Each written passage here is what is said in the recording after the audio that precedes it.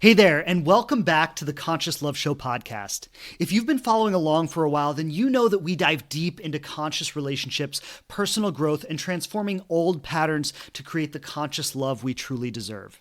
And with that in mind, I'm thrilled to announce that I'm hosting my next 7-day Conscious Love Challenge starting on October 2nd. This challenge is designed to guide you through powerful healing practices that will help you break free from limiting beliefs, feelings of unworthiness, and old relational patterns that may be blocking you from the love you want to create. Whether you're looking to attract your ideal partner or strengthen your current relationship, this challenge is for you. Each day you'll receive insightful lessons, transformative exercises, and access to an exclusive community of like-minded individuals, all on the same journey. Together, we're going to go deep. We're going to heal and unlock new levels of connection and intimacy. If you're ready to create authentic love, please join me in this transformative experience. Space is limited, so check out the link in the podcast description to grab your spot today. Remember, we start on October 2nd, so this is going to be your last opportunity to join. Don't miss out. Grab your spot at the link below wherever you're listening to this podcast, and I look forward to spending these next 7 days together. Thanks for listening today, and lots of love. Hey everybody, welcome to the Conscious Love Show. Whether you are single, you are in a relationship, or you're healing a broken heart, this show is here to inspire you, to remind you how beautiful, lovable, and amazing you truly are, and to give you the practical tools and insights to navigate from wherever you are right now to the loving relationship that you so deeply want to have. My name is Shane Kohler. I'm a certified transformational coach and trainer with over a decade experience helping people release their trauma and open their hearts to love.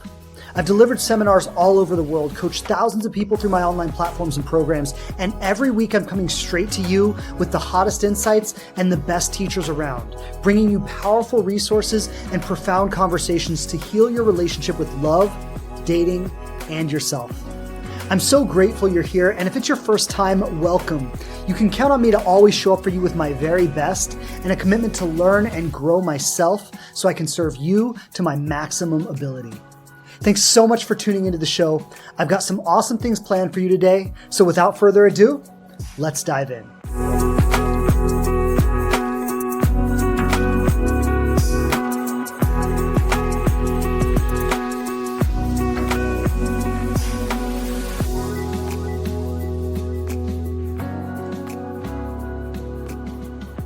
Okay, hello everybody. Hello and welcome back to the Conscious Love Show podcast. Shane Kohler with you today. Pleasure to be on as always. Looking forward to diving in with you in today's conversation. Today we're talking about the essential qualities of a conscious man. And I wanted to do today's episode for a few reasons. You know, it's been on my mind. It's been on my mind recently to do an episode about the essential qualities of a conscious man, and then also an episode about the essential qualities of a conscious woman. And I thought I would start with men because why not call, myself and all the men out first. So I'm going to start there. And then next week I'll come back with an episode about the essential qualities of a conscious woman. But, I wanted to do today's episode, first of all, for the ladies who are listening, I want to give you some really clear, definable qualities that you can recognize in men or in your man. And I really want to outline like what a conscious man looks like and how to recognize a level of consciousness in a man. And for the men who are listening, and, like I said, I'm going to call myself out and I'm going to call all the men out today, is that, I want to really outline what are the attributes that we want to aspire to. Right? What are the attributes that really represent healthy masculinity and a high level of consciousness in men? And so, I'm definitely going to look in the mirror as I do this episode, and maybe I'll share some of my own struggles on my own journey and some of how I've, developed and am currently developing. But I think it's important, and actually one of the qualities we're going to talk about today is accountability.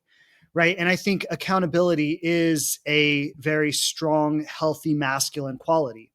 And so part of this episode is me holding myself accountable and me holding us as men accountable to the qualities that healthy masculinity embodies. So I'm excited to jump into that conversation. And something I want to say as we launch in today, and specifically speaking to the ladies, although, I think for the men too, is I think it's important. And next week, I'm going to talk about the qualities of healthy femininity, or the qualities of a conscious woman. And I'll say the same there too, is like, we've got to be so gentle with each other in having these conversations. And we can't expect a standard of perfection, because we are all a work in progress. I have been with my wife for 8 years. And in those 8 years, I have become 10 times the man that I was when I met my wife 8 years ago. And I was a good man when I met her. And I would say, like, even when I met my wife, a lot of the qualities that I'm going to talk about today, I had them. And in the last 8 years, they have become more highly developed. And I recently put up a post about this, and some people liked it, some people didn't. But I talked about how healthy relationships make us better. And, when we meet someone, we are meeting them at a certain place in their lives, and we're at a certain place in our lives. And as we partner with each other and as we grow together, we reveal each other's blockages to intimacy and to love. We reveal each other's wounds. And as we can hold a loving space for those wounds and for those different limitations that, we might have in intimacy and in love, we start healing with each other. And so it becomes easier and more natural for us to be able to embody our higher selves. And so what I want to say as I talk about these qualities, and especially today, I'm going to speak a lot to the ladies in terms of, meeting a conscious man. And as I talk about these qualities, what I want to say is, don't judge somebody based on their ability to embody these qualities perfectly 100% of the time. That's not really fair. But judge somebody based on their willingness to grow into these qualities. And I'll just share a quick story. There's a woman that I've been coaching, and she just recently broke up with her boyfriend. And I think it was the right time, right? And they've been through some things together, and they've been going through counseling together. And, she's been calling forth some like deal breakers, right? Like, like these specific behaviors. And in many ways, he was a great guy. In many ways, he, really was embodying a lot of what she wanted. But there were some things that were like deal breakers. And she called these out, and she said, these are deal breakers for me.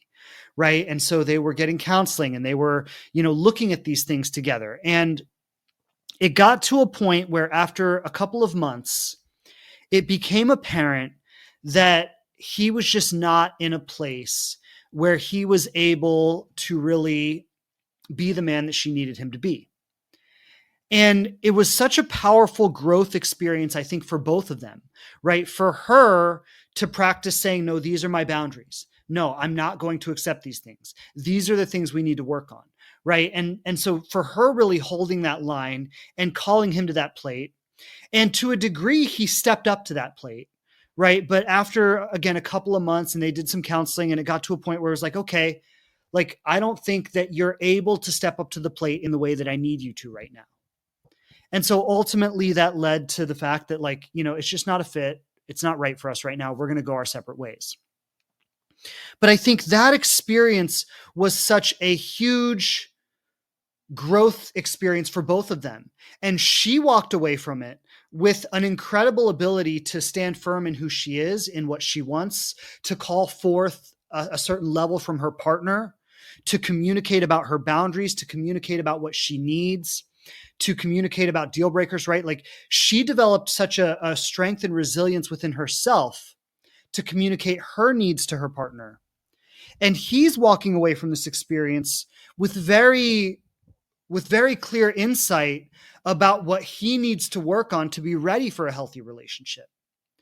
And unfortunately, or maybe fortunately, depends on how you look at it, but we'll say unfortunately, it didn't work out for them in this moment in time. But they both left having experienced incredible growth. And it could just as easily, and in many instances does, go the other way, right? Where in many instances, They will do this growth together. They will both step up to the plate that they need to step up to, and the relationship will work out, and they'll spend the rest of their lives together. And you can't really know which way it's going to go until you do that work with someone. And a lot of us, when we experience someone's wounding, we immediately go, no, I don't want to deal with this. And we shut down, we withdraw. And what I want to say is you can never really have a conscious relationship that way. Like, conscious relationships are built through people like standing in the fire together a little bit and not allowing, I'm not saying that we tolerate any kind of abuse or that we tolerate any kind of disrespect, but we stand in the fire a little bit. We reflect to each other the wounds that are being expressed. And we say, like, this is okay with me. This is not. This is what we need to work on. And we don't judge people based on where they're coming from or based on every little mistake they make, but rather we judge them. And when I say judge, I'm not even saying judging their character. What I'm saying is judging them in terms of, are they an adequate partner? And we make that, maybe discernment is a better word than judgment, but we make that discernment based on not that they're perfect in every way, but on, can they step up to this with me? Can we create this together? Right? That's the discernment that we use.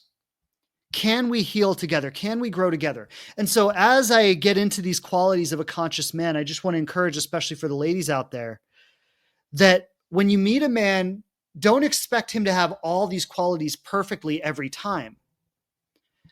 But what you're looking for is someone who can grow into these qualities and someone who is willing to do that, someone who wants to do that. And so we'll talk a little bit about that in more detail as we go through this, but I want to get into this and I want to talk about these 5 qualities of a conscious man. And the first one is emotional resilience and strength. One of the defining qualities of masculinity is strength. And it's something that, I've talked about this a lot, where one of the primary responsibilities of the masculine is to provide safety for the feminine, right? And it's something that what I've seen especially in, heterosexual relationships, and I think it's true in same-sex relationships too, but the dynamics are just it's not as clear in that sense. But what I've recognized is that the fundamental need that the woman in the relationship has is she needs to feel safe. She needs to feel safe to express herself. She needs to feel like she's protected. She needs to feel like she's cared for. If she is not feeling safe in the relationship, there's a degree of her authenticity and a degree of her emotional availability that's going to be closed down. Right? She's going to not be able to fully express or be herself if she doesn't feel safe. And so the defining quality of the masculine is strength, because strength is the thing that makes a woman feel safe. Right? His strength gives her the space that she doesn't have to be so strong. If she has to be so strong, then it's because she doesn't feel his strength, right? And so then he's going to be deprived of her softness, of her warmth, of her empathy, of her generosity, right? He's going to be deprived of that because she's too busy being strong.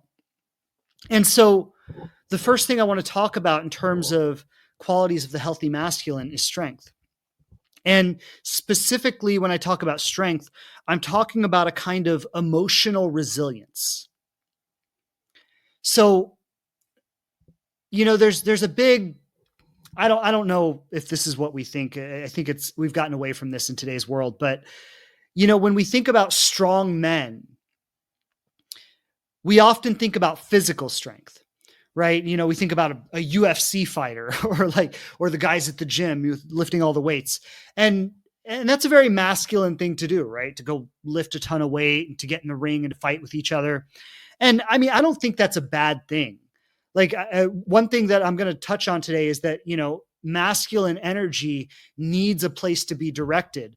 One of the healthiest places that masculine energy can be directed is towards the feminine, right? And so we see this with fathers or fathers, husbands, when they take care of their children, when they take care of their wives, when they take care of their homes, right? That one of the best things that a healthy masculine person can do is to have a family, to have a partner, to have a home, because that gives him a place to direct his energy, where without that kind of focused place to direct his energy, it might get directed towards, sex and drugs and alcohol and gambling and partying and, more toxic places, right? Because the thing about the masculine energy is it's focused. It needs to go towards something. And when men don't have a healthy outlet in which to direct their energy, it tends to get kind of absorbed into destructive things. Hey there, and thanks for listening today. I just want to remind you that I'm hosting my next 7-day Conscious Love Challenge starting on October 2nd. In just 7 days, I'm going to guide you through powerful healing practices that will help you break free from limiting beliefs, feelings of unworthiness, and old relational patterns that may be blocking you from the love you want to create. Whether you're looking to attract your ideal partner or strengthen your current relationship, this challenge is for you. Each day you'll receive insightful lessons, transformative exercises, and access to an exclusive community of like-minded individuals all on the same journey. Together, we're going to go deep. We're going to heal and unlock new levels of connection and intimacy.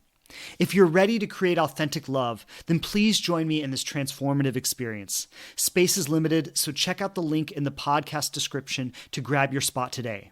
Remember, we start on October 2nd, so this is going to be your last opportunity to join. Don't miss out. Grab your spot at the link below wherever you're listening to this podcast, and I look forward to spending these next 7 days together. Thanks for listening today, and lots of love. And so, again, having a career is another one, right? A lot of men just throw themselves into their career, and that's a healthy outlet versus, having their energy absorbed by more destructive things. But what I was saying is I think things like lifting weights or things like, martial arts or, like that kind of stuff, those are healthy outlets for masculine energy. And I think it's a good thing when men do things like that, but that's not the kind of strength that I'm talking about. It's not the kind of strength that signifies a healthy partner. And in fact, a lot of those guys who are fighting in the ring on UFC and I'm not talking about anyone in particular, but, a lot of those guys who are fighting in the ring or a lot of those guys who are at the gym lifting all kinds of weights, they're not necessarily emotionally developed.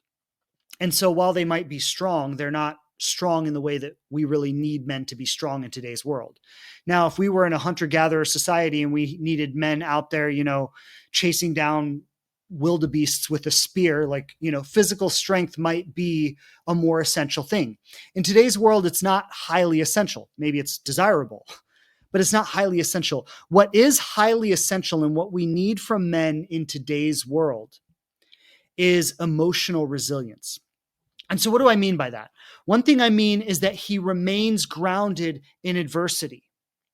And so when I talk about his ability to make a woman feel safe, one of the things that makes a woman feel safe is this world is freaking crazy, right? I mean, just look at the climate we're in right now. Look at the political climate. Look at the global climate. This world is insane. This world is full of adversity. It's full of challenge. Every life form in the entire planet experiences challenge. And so one thing that the masculine can offer to the feminine is the ability to remain grounded in adversity. And so whatever we might be going through in our lives, whatever struggles we might be having, what the masculine can do is he can remain grounded through it. He can remain calm. He can remain strong. He handles challenges with patience and with clarity. He finds a way through, right? A solution. He makes a plan. And he navigates his way through the challenges. His ability to do this gives his partner the opportunity to feel safe. We were just on a trip. We went to Montana with some friends last week, and there was a conversation at the table. I was getting a little stressed out about some work stuff, and my wife said, she said, when he's not okay, like it really affects me. And my friend Jessie and her husband were there, and she said the same thing. She's like, yeah, like, he's like my rock, like when he's not okay, when he gets stressed out, like it really affects me. And that's exactly what I'm talking about here, right? Is like the masculine's ability to stay calm, to stay grounded, to navigate adversity with patience and clarity and strength.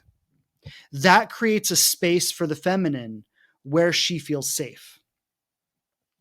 If something goes wrong and he's all of a sudden, freaking out, now she doesn't feel safe.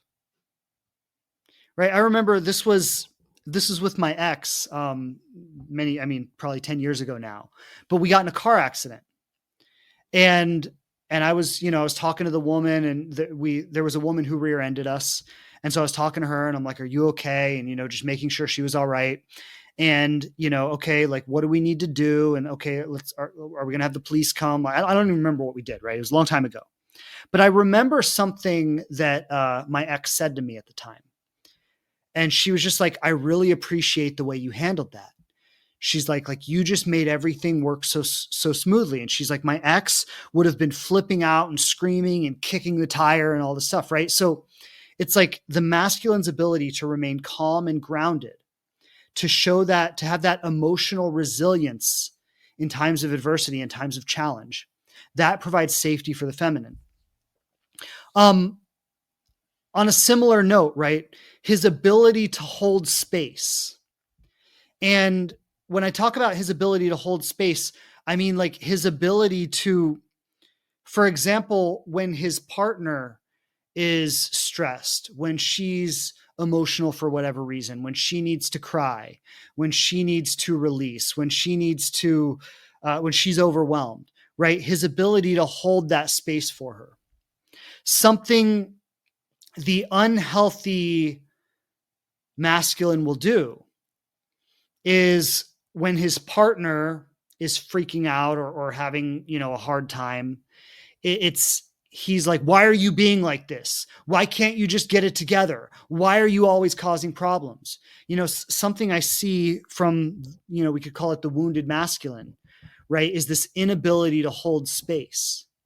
Whenever the feminine is going through an emotional, whatever we'll call it, an emotional experience, he then judges or criticizes her. And I see a comment right here. She says, although if your other is not grounded, is that also our opportunity to rise up and be the calm space for them? It swings both ways. And yes, it can. Right. And it's important to address this as we talk about kind of the masculine energy and the feminine energy. We both have all of this, right? We both have all of it. And so, of course, like, it's a little bit unfair to say that men always have to be strong, that men always have to be emotionally resilient, right? Like it's a little bit unfair to say they always have to be that way and that they can never receive support or be held through their own challenges. So of course, and my wife has been this for me many times, right? When I'm going through something and she's held me and supported me through it. And that being said, I think there's something to be said for the male partner holding that healthy masculine space a lot of the time. I think there is something to be said for that. And like I said, next week, we're going to talk about the role of the healthy feminine, right? And what that looks like. And so there are certain responsibilities there too that complement the responsibilities of the healthy masculine. But of course, sometimes the woman can hold that masculine space for her man. Absolutely. And the ability to do that for each other is a healthy dynamic in a relationship. So his ability to hold space for others, his ability to balance strength with sensitivity, right? And so the conscious masculine or the healthy, developed masculine is strong He has that ability to remain grounded in adversity. He has that ability to hold space for his partner, to make her feel safe. But he also is able to balance strength with sensitivity. And something that the wounded masculine can do, kind of the opposite extreme, right? So there's the wounded masculine who's like a little boy, right? Who is kind of needy and more like lacks that ability to be resilient. But then there's almost the opposite extreme where they become like ultra strong, where they never show any sensitivity, where they never show any vulnerability, where they're kind of emotionally detached. And that can also create a sense of unsafety for the feminine, because the feminine never gets to feel their heart. The feminine never gets to feel their warmth. The feminine never gets to feel their kindness or their sensitivity. So that can create a lack of safety there, where there's a strength, but it's like a cold strength. It's like a harsh strength. And so while there is this emotional resilience and emotional strength, there's the ability to balance it with sensitivity. And so that's the first thing I wanted to address, is emotional resilience and strength. Now, the second thing I want to touch on, and this is, I think, an essential one, is self-awareness and personal growth. The healthy masculine has self-awareness and personal growth. And so when I talk about self-awareness and personal growth, the first thing is he has the ability to reflect on his own patterns. One of the most damaging qualities that I've seen in unhealed men is their need to project everything onto their partner and unwillingness to look at themselves to any capacity. I'm coaching someone right now who's going through a separation. She's going through a divorce, and she's been in this marriage for something like 20 years, and it's been a highly damaging marriage. And she just recently came to me for coaching as she's trying to navigate this divorce with him. And there's this dynamic in their relationship where every time she tries to talk to him about something she needs, or every time she tries to talk to him about something that hurt her, and he's done things to hurt her. I mean, just like real things, like he's cheated on her, right? Like he's like done real things to hurt her. Like these are very valid things she's bringing up. And anytime she tries to talk to him about something she needs in the relationship, or something that, a way that she's been hurt, or a way that he hasn't been there for her, and not that she's being critical, but just genuinely trying to express something she needs, the conversation always turns around to how she's hurt him, how she's let him down, what she hasn't done for him, how she hasn't been there, right? So for the last 20 years, she's been in this partnership and has never been able to express a need and have it validated. That is a highly, highly damaging quality in a partnership, when a man cannot look at his own patterns, the things he has done. And again, this isn't about judgment or being critical, but this is about his own ability to reflect on his patterns and say, yeah, I see where I could have done better there. I see where I could have done or been X, Y, or Z. I see that you needed that and I wasn't able to give it. And going back to where I started, where I said that, we want to expect progress, not perfection, right? We want to expect a partner who is willing to grow, not somebody who is perfect. And this is something that I think, and we're going to talk about this next week when we talk about the qualities of the healthy feminine. But what I want to say right now is that one of the most powerful qualities of the healthy feminine is her ability to express her needs to her partner. And what her ability to express her needs to her partner does is it gives him clarity on how he can grow. And so there's a kind of complementary evolution that takes place here when she expresses her needs and he hears her needs and he can reflect on the ways in which, okay, how have I not shown up for her? In what ways have I disappointed her? In what ways have I let her down? And he can really allow himself to feel that.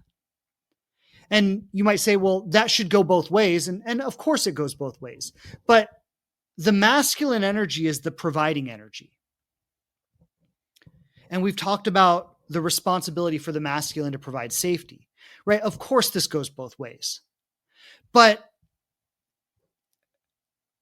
when he can look at the ways in which he has failed to provide certain needs that she has, and he can feel that, and he has the emotional availability to feel that, and he can allow that to illuminate for him the areas where he can grow, and he can have the openness and the willingness as a man to step into that, her needs facilitate his growth. Now, of course, there are reasonable boundaries here. And I mean, anything we talk about, we could take it to the extreme, right? If there's a woman who is just demanding and demanding and demanding and demanding, and she never does anything for herself, and she's constantly pointing at him like, why aren't you doing this for me? Why aren't you doing that for me? Right? Like, that's toxic. Of course that's toxic, right? Any of this could be taken to the extreme, but I'm not talking about the extreme. I'm talking about her willingness to communicate what she needs to him and his willingness to hear that and have that illuminate a greater possibility for him and for him to step into that and allow that to facilitate his growth as a man. His growth as a provider. His growth as a conscious being who wants to provide and protect for his wife and his family and his home. That is an incredibly powerful quality of the healthy masculine. So he commits to his personal growth and he accepts feedback. I think it's, again, a powerful quality of the feminine is her willingness to communicate like this and his willingness to hear it and receive it, to receive that feedback, to commit to his growth. One of the biggest red flags for a woman who's looking for a male partner is someone who is not willing to grow. Someone who cannot hear feedback. Someone who doesn't want to look in that mirror. And as a man, I want to say, like, that's not an easy thing to do, right? Like, there have been many things in my relationship with my wife where she's reflected things to me that were difficult to look at. But I think that's the measure of a strong man, of a healthy man, is his ability to actually face that and be elevated by that. So self-awareness and personal growth is number 2. Number 3 is respect for women and for all people. One of the biggest red flags that you can tell early on, and this is I think a pretty common one. This has been talked about a lot, but it's like, if you're out to dinner, how does he treat the waiter? How does he treat the valet person? Right? How does he treat his mother or other people, right? How does he talk about people? Does he build people up or does he put people down? Like, one of the qualities of a healthy masculine, and we've talked about this, as the provider and the protector. Like, part of providing and protecting, not just providing and protecting your woman, but providing and protecting as an energy, as something you embody, is to uplift and uphold the goodness in other people. So is he always tearing people down? Is he always talking bad about people? Is he treating people as less than? Or is he uplifting and upholding people? And when it comes to respect for women, I think there's something really powerful here in that he views women as equals. And he views his partner, or the partner that he's considering, like when he looks for a partner, he views her as his equal. The culture of wounded masculinity, part of that is misogyny, right? Part of that is his view of women as less than him, as the male or the masculine as somehow being superior. And so this goes back to what I was talking about his ability to receive feedback, his ability to look in the mirror, right? But does he respect women as equals? Does he respect his partner as an equal partner? In the culture of misogyny, it almost reduces women to like servants, right? She's there to cook meals and clean the house and, meet my sexual needs. And this goes back to, the era of kings and et cetera, right? Where that women throughout history, women have often been treated as second-class citizens. Throughout history, women have often been treated as possessions, right? She was sold by her father into her husband's household, and that's just how it was. And so what we need from the healthy masculine in today's world is the ability to uplift women to where they belong, which is as equals, right? We need men who are willing to protect that equal place for women. And something I want to say on that note is this is totally understandable, but as a backlash to the oppression that women have experienced, a lot of women now want to tear down men. And this is a huge thing in our culture right now, where women just tear down men at every chance they get. And I understand where that comes from. I see how women have been oppressed throughout history. I see that now that women have more of a voice than they've ever had before, how there's a natural tendency to want to tear down the oppressor. I totally get that. And that's a valid emotional response. But I want to say that nobody heals in that. Right? Then what's going to happen is, that women are going to tear down men for a period of time. And maybe right now in today's world, men are in a place where they're willing to receive that. But after a certain period of time, that's going to create a backlash from men. And so what's going to happen is it's going to continue the war, right? And so what we really need in today's world is men who are willing to protect the equality of women and women who are willing to forgive the oppression of men. That's where healing is going to come from, where we are going to see each other as equals. We are going to relate with each other as equals. We are going to honor each other. We're going to forgive whatever happened in the past. And we're going to move forward as healthy, integrated, equal individuals and co-create this world together. Because the truth is, we need each other. We do. We need each other.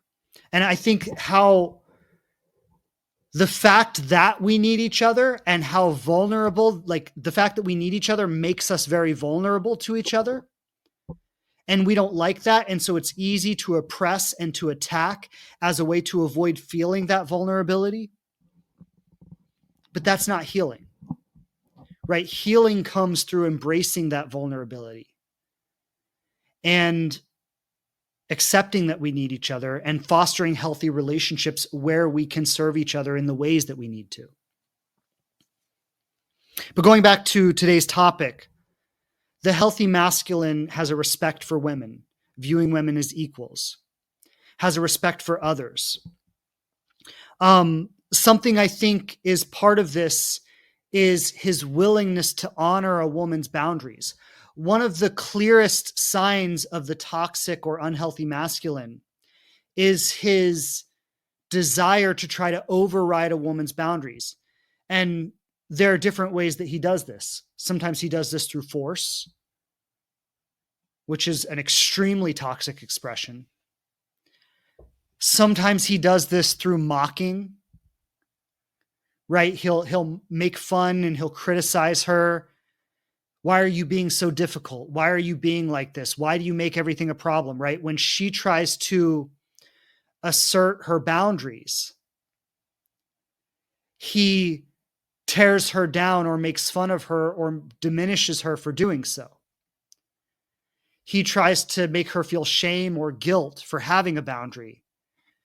And in that way, he kind of tries to make her compromise her boundaries. And so that is like, I mean, that's a huge red flag, right? For any of the women out there, if you're dating a man who anytime you try to communicate a boundary, he like tries to minimize it or diminish it, or even, and another way he does it is just through like subtle pressure, right? Like, oh, come on. Why don't you want to? It's not that big of a deal, right? Like, you know, if he doesn't force it and he doesn't criticize or make fun of it, he just gives this kind of subtle pressure. The healthy masculine doesn't do that. The healthy masculine recognizes that you deserve a boundary. Again, going back to protecting and providing, he wants to protect your boundaries. Something I've often spoken about is how men will typically want to have sex very early on in a relationship. And I think there are a lot of reasons for that. Part of the reason is just that biologically, it's kind of what men are programmed to do. But then I think that biological programming gets exacerbated by a culture that equates men's value to their sexual accomplishments, right? And I think a lot of women don't necessarily realize how pervasive that is, but having grown up in a culture of men, it's huge, right? Like how many women you've slept with is largely equated to your value as a man, at least among other men. And so something that kind of all men are having impressed upon them is one, this biological drive that like they want to have sex. And then two, this societal pressure that they need to prove how much of a man they are. Thanks for tuning in today. And if you enjoy the Conscious Love Show, there are a few things you can do with just a few seconds of your time that will really support us in being able to continue bringing these messages to you every single week, completely free of charge. The first thing you can do is give us a 5-star rating on one of the major podcast platforms. The two most popular for this show are Apple Podcasts and Spotify, but you can leave a rating on any platform where you listen to this podcast. And if you'd be willing to take just an extra moment, you can write a few words about the show and share with people how it's touched you and the difference it's made in your life. That will go a very long way in supporting our show. Possibly the biggest thing you can do to support the show is share it with someone that you know can benefit from it. If you get a lot out of it, it's very likely that a friend or loved one of yours will too. And I appreciate it so much when people share the show. If you wanted to take the extra step, you could post a link to today's show on your stories or socials and help get the word out in that way. If you'd be willing to take just one of these steps today, I would appreciate that so much. And I want to say thank you in advance for caring about the show and being willing to support it. Thanks again for listening today. Your presence here means everything to me, and I hope you continue joining me each week for many years to come. Lots of love, and let's get back to the show.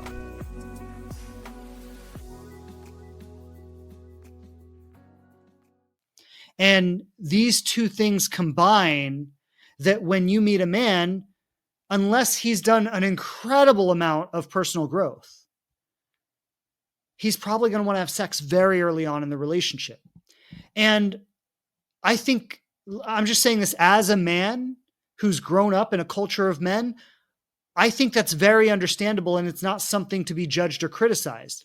But the sign of a healthy masculine versus an unhealthy masculine is not whether or not he wants to have sex with you. The sign of a healthy masculine is his willingness to respect your boundary when you create it. And so I remember when I started dating my wife, she was like, I'm not ready to go there yet. And it was like, got it. Totally understand. Let me know when you're ready. It didn't mean I didn't want to have sex with her. It didn't mean I wasn't inviting that opportunity. I was. It's what I knew. And as soon as she created that boundary, I had absolute respect for it. Now, I would say, being the person I am now, having grown in relationship with my wife for the last 8 years, if I were to somehow, for some reason, be single again, I might feel differently about that. I might not want to go there so quickly. But to have expected that of myself back then would have just been an unreasonable expectation. Coming from where I came from, I just wasn't there. I didn't see the value in waiting. Now I do, but I've learned a lot in the last 8 years. So respect for women, respect for all people, a willingness to honor boundaries. That's number 3. Number 4, integrity. And this one is, I think, one of the most obvious ways to tell this in a man is like, does he do what he says he's going to do?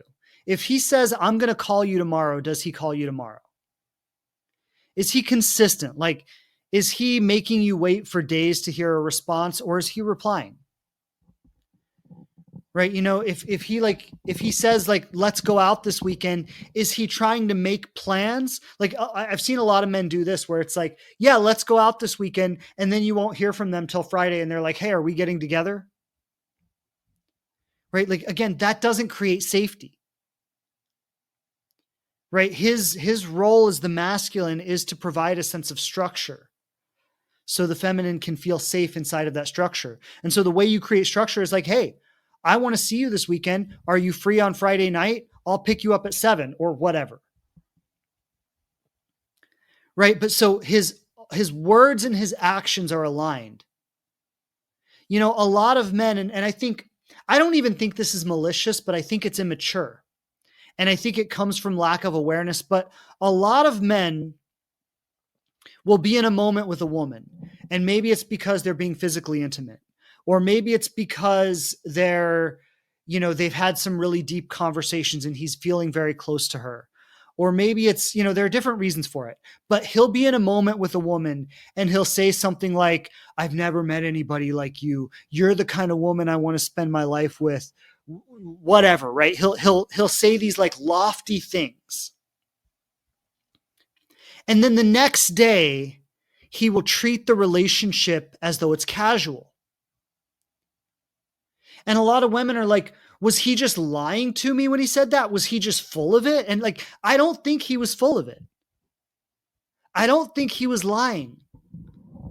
But I think he was caught up in a moment and he was unaware of the importance of his words and the need to back those words up with action. And again, I don't think that's intentional. And look, there are some people, I think this is more rare than maybe it seems, but there are some people who will just lie just to say whatever they have to say to get you into bed or whatever. That'll happen. But I don't think that's super common.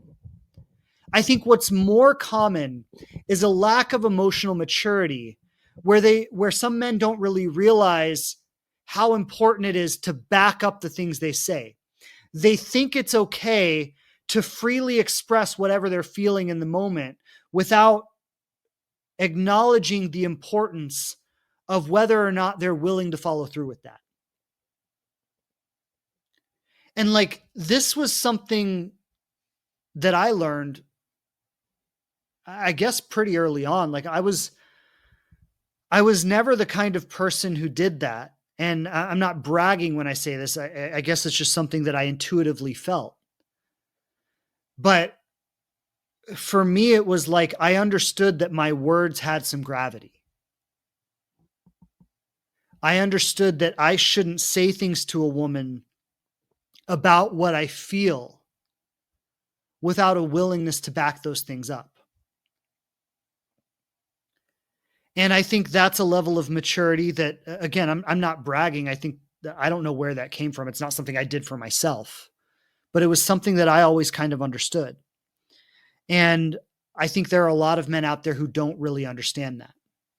And so as a woman, if you're with a man and he's saying these kinds of things to you, and it seems like a little bit inappropriate, right? Like this is, I think this is one of the beautiful ways that the feminine can elevate the masculine, right? In terms of elevating his awareness. And again, this requires her to be strong, because a lot of women hear men say the things they've always wanted to hear a man say, and they go like, oh my God, he's finally saying it. And they just get swept away with it.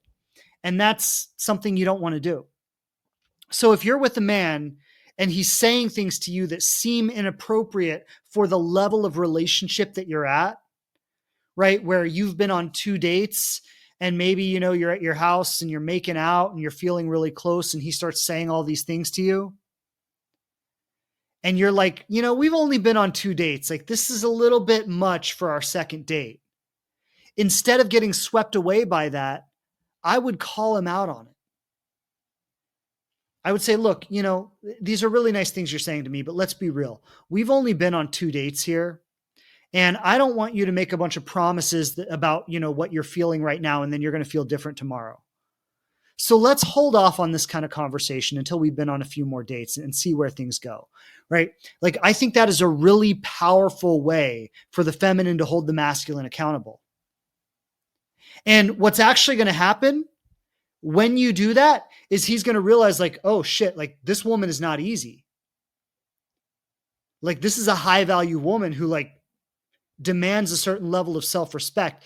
It's actually going to make him respect you more that he's not able to just sweep you up with pretty words. And so I think this is one of the most powerful ways that the feminine should hold the masculine accountable, where it's like, look, don't just say shit. Okay. Actually, I would prefer that you don't say much of that at all. I would prefer that you just show me with your actions. And after you've been showing me with your actions for a while, maybe you can start to say those things. And again, I know a lot of women, when you hear things that you've wanted to hear from a man, it's very easy to get swept up in that. But I think it's important that you don't. And for the men listening, I think it's important that you demonstrate with your actions, not your words.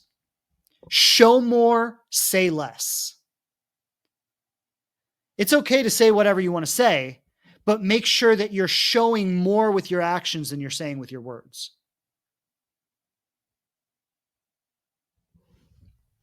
So integrity. I've talked about this a little bit, but his willingness to be accountable.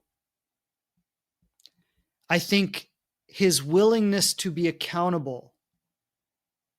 And so if we go back to the idea of kind of progress, not perfection, right?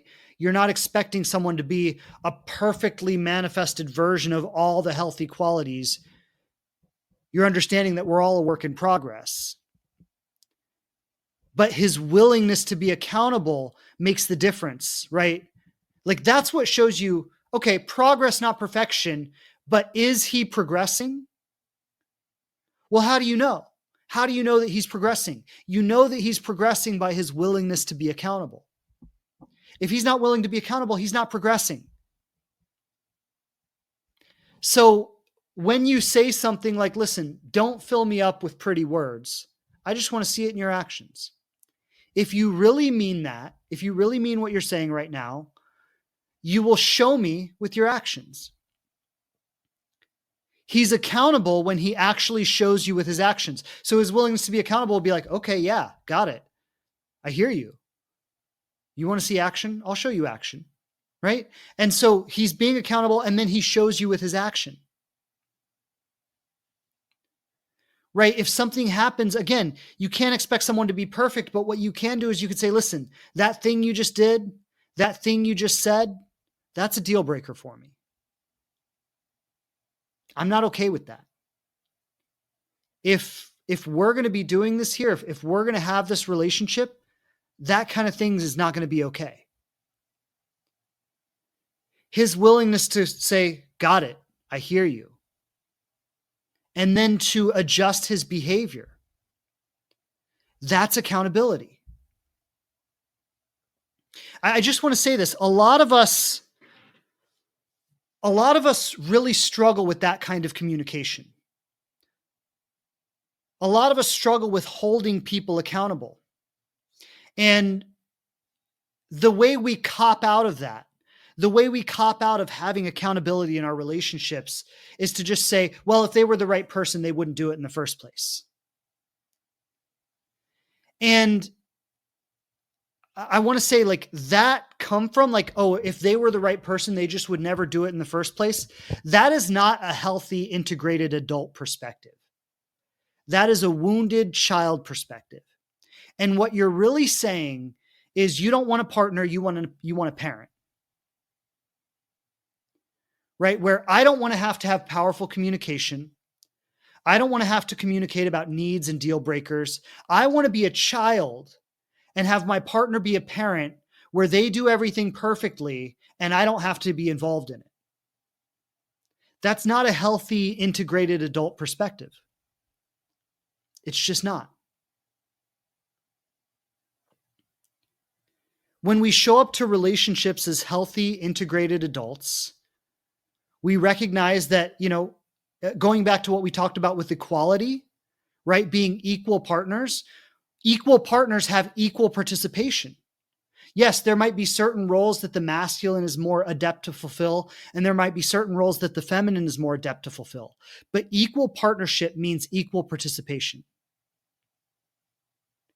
We're not expecting our partner to be our parent. We're not expecting them to just do it all right all the time. We're willing to engage and participate in the relationship. So integrity. This last piece, this is the fifth quality of the healthy masculine, is emotional awareness. And this might be the most challenging one for most men because you've got to understand that the culture that men are brought up in our world, and I think maybe in the Western world, it's less so. It's becoming less so. It's still very prevalent, but it's becoming less so. In the rest of the world, I think it's still fully intact. Like if you look at like the Middle East or you look at like Russia or China, right? Like there's a certain kind of emotional stoicism that is expected from men. And again, I think it's still relevant in the West. It's not gone. But I think the West is a little more progressive in the sense that men are given more permission here to be emotional. And so emotional awareness may be the most challenging thing for men to embody because throughout their childhood and their upbringing, men have been taught that emotionality is weakness. In fact, even so many women, I remember like one of my exes when I was like, this woman, she had a lot of personal things going on, but I remember that she like asked, I used to write poetry. I actually don't write poetry anymore, maybe a little bit, but I used to write more. And it was something that when I was younger, I was in creative writing and I really loved to I love to express myself that way. And I had written a bunch of poems that I had never shared with anyone. And she like encouraged me to share them. She was like, please, I want you to read them to me. Please, please. So I read her a bunch of my poems. And she was like, oh my God, these are amazing. It's better than Rumi. She really gassed me on it. Right. And then she's like boosting me up and telling me how much she loves my poetry and how deep it is and how insightful it is. And so then one morning I wrote her a little poem and I sent it to her I was like, good morning. And I sent her this little poem to wake her up. And she actually mocked me for it and attacked my masculinity. And I'm sharing this story because I want to highlight like this narrative around masculine vulnerability and how it's been perpetuated by men and it's also been perpetuated by women. And what is expected of a masculine man is this kind of emotional stoicism. And like, look, if we go back to like grade school, if we go back to like our early formative years, if a little boy in like second or third grade was to like cry and like be emotional in the schoolyard, I mean, he would get bullied for like the rest of his schooling. And maybe that's not true everywhere, but that's true in a lot of places.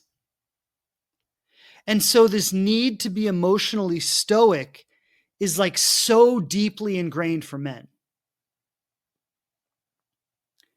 And so I'm saying this because I want to say this is maybe the most difficult thing for a man to embody. And it's something that, I know women often say they want their men to be more emotionally available. They want their men to be more in touch with their emotions. Right? That's a common thing.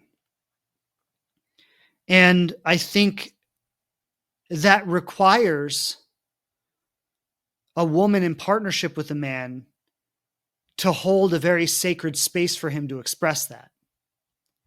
And it might not be something that he's going to be all out expressive with very early on, but it's something that as the partnership grows, he can start to feel more and more safe to express that. And so, a couple things I want to say about this is he expresses vulnerability. And he might not express it with tears and, he might not gush about it. But his willingness to talk about how he's feeling, his willingness to talk about what he's going through, his willingness to talk about, again, he might not gush about it, but he might share, this is what I'm struggling with. This is what scares me. This is what's difficult for me.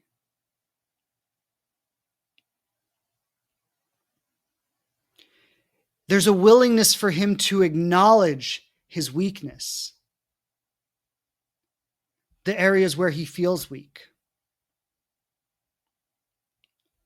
And maybe even a more obvious, because not all men are going to come out and do that right off of the bat, but maybe even a more obvious one is his ability to be empathetic. Right? Like empathy reveals a certain kind of emotional awareness. Empathy reveals a certain kind of a willingness to see ourselves in other people. And so I think that's a really powerful green flag, is to recognize empathy in a man. Right? Is he so shut off that he can't see his own experience reflected in someone else? Or is he able to empathetically connect with other people? Whereas he might not be gushing about his emotional experience. He might not be openly talking about all the things he struggles with. But can he empathetically connect with other people? That's a huge one. So I think, his willingness to, this is one other thing I want to say, his willingness to talk about his feelings in the relationship, how he feels about his partner. And again, in an appropriate way, right? He's not on the second date, like love bombing you. Like, I think that's a little bit off. But as the relationship develops, as you get several months in, right? I mean, just for starters, his ability to say, I love you, his ability to say, I want to be with you, his ability to say, like, I want to see this go somewhere,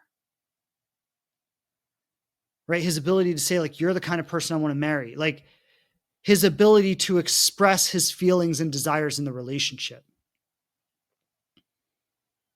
That's a huge one. I've had situations where I was coaching someone who's dating a man and he would do all the right things, right? Did everything right, but couldn't say, I love you, couldn't say, I want to see this go somewhere. And it got to the point where it's like a deal breaker. It's like, I've given you enough time, but if you can't start to tell me how you feel about me, that's a deal breaker, right? If you don't have the capacity to be that emotionally available. So the last piece here is emotional awareness. And these are the 5 attributes of a conscious man or of a healthy masculine partner. And next week, we're going to talk about the 5 attributes of the healthy feminine or a conscious woman. And I'm excited to get into that conversation because as I've touched on some of today, there's a complementary nature to these two. And of course, like, it's important to say that the things I've talked about today at times could be relevant for women. And the things I'm going to talk about next week at times could be relevant for men because we both have masculine and feminine within us.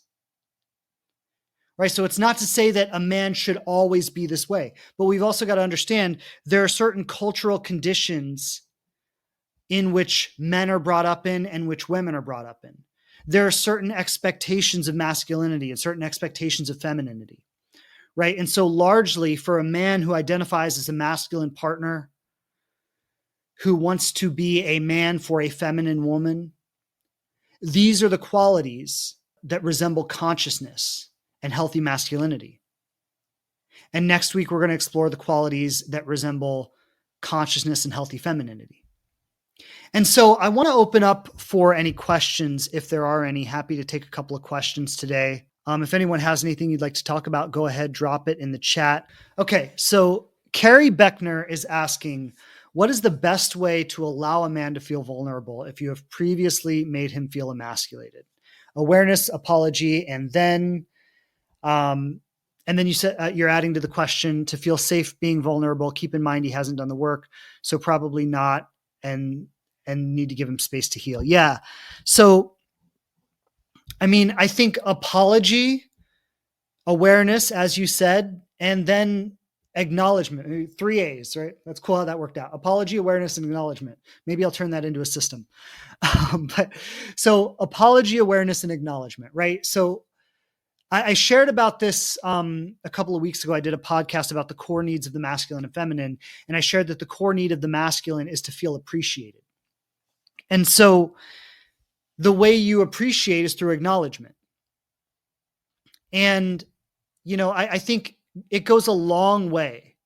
The awareness and the apology, that goes a very, very long way, right? When you can say, like, listen, I realize I've done this and I'm sorry and I didn't mean to, and I was unaware and I was operating from my wounding. Like, that goes an incredibly long way.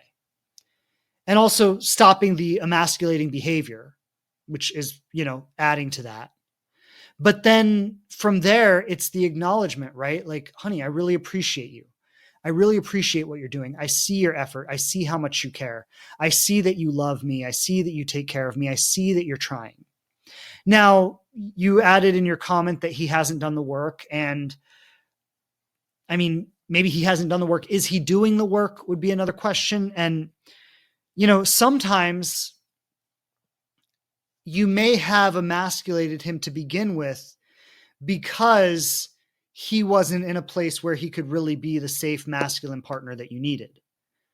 And so maybe that's where your emasculating behavior came from. Now, if someone is not able to be the safe masculine partner that you need, the healthy answer is not to emasculate him. The healthy answer is to recognize that and say, listen, I love you. I care about you, but we're not compatible.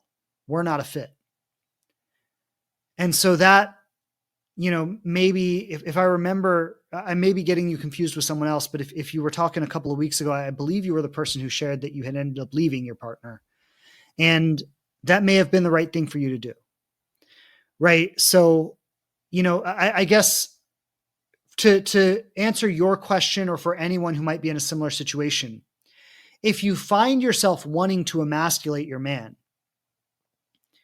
the first thing to do would be to check in and go, why am I doing that? Right? Is there some unhealed pattern that I learned from my mother that, I just can't help but do that? Or are there certain needs that I have that aren't being met, and that's why I'm doing it? And if it's that, then is my partner willing to meet my needs, or are they not? And if they're not willing to meet my needs, or if they're not able to meet my needs, if they're not able to be the kind of partner that I need them to be, then why am I in this relationship? And if you ask yourself that question, you'll ultimately find that there's some kind of wounding, some kind of attachment wound at play, some kind of fear at play that's keeping you in a relationship, fear that I won't find better, fear that I don't deserve better, fear of separation, right? All these kinds of things, right? So ultimately, the behavior of emasculating your partner is reflecting to you some work that you need to do. And again, maybe it's work that will lead you deeper into the relationship. Maybe it's work that will lead you out of the relationship. But emasculating is something you're doing as like a kind of survival response to survive the unfulfilling situation that you're in. And I think, the healthy answer is to stop trying to survive the situation and resolve it, either by healing the relationship and moving forward in a healthy way, or by recognizing that it's not really something that can be healed and letting it go. And again, there's so much nuance to that. And that's the kind of thing that in my program, we could explore further, but I think that's as far as I can take it today. But thank you for sharing, and thank you for the question, and lots of love to you. I know it's a tough thing to navigate. Okay. Again, let me see if I can get this right. Dr. Shalinini Dahish. Dr. Shalinini Dahish. I might have gotten that close to right. I don't know. I did my best with it. What is your take on twin flame connections? I want to answer this question because it's a common one. And I find it to be a roadblock where a lot of people get stuck. Okay. You might not like my answer, but I'm going to answer it because I think it's a beneficial thing to address. There is no way that we can know for sure if this even exists, the twin flame thing. So that's the first thing I'm going to say about it. Now, I'm not some kind of like secular scientific thinker. I'm a total spiritualist. Like, look, I got the Buddha back here. I got another Buddha over there. I got like metaphysical pictures on my wall. Like, I'm not like coming at this from a really rational scientific perspective. Okay. But I'm just stating a simple fact. There is no way that we can know for sure that this actually exists. The whole thing about twin flames or soulmates or whatever, right? Like any version of this. There's no way that we can know for sure that it exists. These are wonderful theories. They're valid theories. It might exist, right? But these are things that we can't know for sure. And so what we can know for sure, and this is where I find it to be a problem. Look, if I am in a healthy relationship with my wife, and we love each other and we support each other and we take care of each other and we're partners and we work together, and I want to say that she's my soulmate and that we were karmically destined to be together and that we're fulfilling our karmic path in this relationship, that might even be a helpful philosophy. So there's nothing wrong with it in that context. If you're in a healthy, loving relationship and you want to believe that that person is your soulmate or your twin flame or that you're karmically tied together, believe it. It might be helpful. Where I find it to be a problem is when people use a twin flame philosophy to excuse remaining in some kind of toxic attachment. And the way specifically twin flames is used often is that my twin flame is this person that, we have this really challenging relationship, but we're meant to teach each other all these things, and, we're going to wound each other and activate each other's wounds. And look, relationships do that. I've talked a lot about that. Relationships do that. When you're involved with someone, they're going to activate your wounds, but it should always be moving towards healing. Right? So if you're with someone and you're activating each other's wounds, but you're not healing through it, if it's not getting better, then saying that this person is my twin flame and we're supposed to continue wounding each other like this, that's just an excuse to ignore the fact that you're in an unhealthy attachment.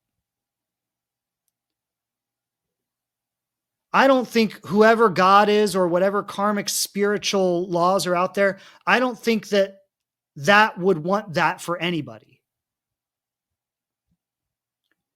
So what you're doing when you do that is you're spiritualizing toxicity. And you're excusing destructive relationships and destructive entanglements by spiritualizing them. That's not healthy. So again, I'm not saying that it's real or not real. I don't know. What I know, and this is based on the work I've done with hundreds, if not thousands of clients over the years, and all the people that have gone through my program and all the work I've personally done in relationships. And I'm not bragging, but I'm just stating it the way it is. I've created a very healthy conscious partnership. So I know how that's done. I know what I had to go through to do it. I know how I got here. I know the work that my wife and I continually do to continue building this conscious partnership. I've helped many other people do it. I know what it looks like for them. People never get into healthy conscious partnerships by spiritualizing and justifying unhealthy, damaging entanglements. What those kinds of things do is they continue to reopen and re-wound us over and over and over and over and over again, and they actually make our healing impossible. Now, I've been in some toxic relationships in the past. I've been a toxic partner in my past. But the solution is not to justify that behavior of ourselves or of anyone else. The solution is to recognize, okay, they have toxic behavior, and we either need to correct it, or if it can't be corrected, I need to recognize that I deserve more and leave. If I have toxic behavior, I need to correct it in myself. I need to take accountability for it and correct it. And to the degree that I stop accepting toxic, damaging behavior from other people, and I stop allowing it in myself, the relationships that I attract and that I create will evolve. And they will become healthier, more conscious attractions. Spiritualizing toxic and destructive relationships is never healthy. So that's my answer. Do I believe they're real? I don't know. They could be. What I do know is, in a real way, how we create conscious, healthy relationships. Something that's not open for interpretation. Something that is based on real life evidence, not spiritual theories. And I'm all about spiritual theories. My wife and I sit there and talk about how we're shifting through millions of parallel realities every second. And how, we're living in a new world and, all this stuff. Like we talk about all this stuff. I believe in spiritual theories. But I think when it comes to the real practical aspects of our lives, we can't base it on theories that have there's no way of knowing if it's true. We've got to base it on the real concrete evidence that our lives present us. So I hope that answers your question. It's a good question. And a lot of people get caught up in that. Okay, Alicia Whitaker this is the last question I'm going to take today. Do you think a man can ever be too old to change? specifically in the area of becoming emotionally available and not love avoidant? That is a great question. That's a great question. I mean, I have to say no. I have to say no. And the reason I have to say no is because there are men who do. There are men who find healing work for the first time in their 50s and their 60s and start down a whole new path. So I can't say that it's a rule that, at 60 years old, a man can no longer change. That's just not true. Now, I think there's a lot of nuance there, and it depends on the man, right? If, you might meet a man who is generally a good man, but maybe he's emotionally available or conflict avoidant or something like that, and he's 65 years old and he's been this way his whole life. And then he gets into a relationship and he's never really considered working on himself, right? It's never been a part of his wheelhouse. But now he's with a partner who he really loves and he really cares about and he really wants to be with her. And she says, look, I love you. You're a great man. There's so many things about you that I like, but your emotional avoidance is a deal breaker for me. And if we're going to be together, I need you to work on this. And maybe he cares about her and cares about the relationship enough to do it. And so maybe they go to therapy together and maybe they get counseling and maybe they start working on this, right? So I can't say that it can't happen. But there are a lot of men, and they don't have to be 65. I mean, my wife's ex-husband, when they started encountering some challenges in their relationship, and she asked him to go to therapy, and he said, if you want to go to therapy, you can go, but I'm not going. Right? And so he wasn't 65. He was 35, or I think he was even younger than that. So, they also don't have to be older men to do that. Young men can do that. So I think, there's nuance to every individual. And you don't want to make gross generalizations about people and say that all men over 65 are a certain way, or all men under 25 are a certain way. You don't want to do that. What you want to do is explore the relationship with the person you're with and explore the nuance in that relationship and ask yourself, do I have compatibility with this person? Do I have potential to grow with this person? Again, this is something I've said a lot today, is we're looking at progress, not perfection, right? We can't expect people to be perfect, but what we can expect from them is the willingness to meet us where we are and grow with us. And we're not assessing their perfection. We're assessing their capacity for growth and their ability to grow or not. And so I'm going to leave you with that. Some great questions today. I just want to say in closing that thank you so much, everybody, for being with me today. It is always a pleasure to connect and share. I always look forward to this, and I'll see you back here next Tuesday. Lots of love, everybody. Many blessings. Take care, and we'll see you next week. Bye. Thanks again for checking out the show. Please subscribe on whatever platform you listen to podcasts on the most. And I would love it so much if you'd leave a review and tell people what you think of us. Don't forget to follow us on Instagram @TheLivingRelationship to connect more closely. And I'm grateful to be supporting you on your journey to love.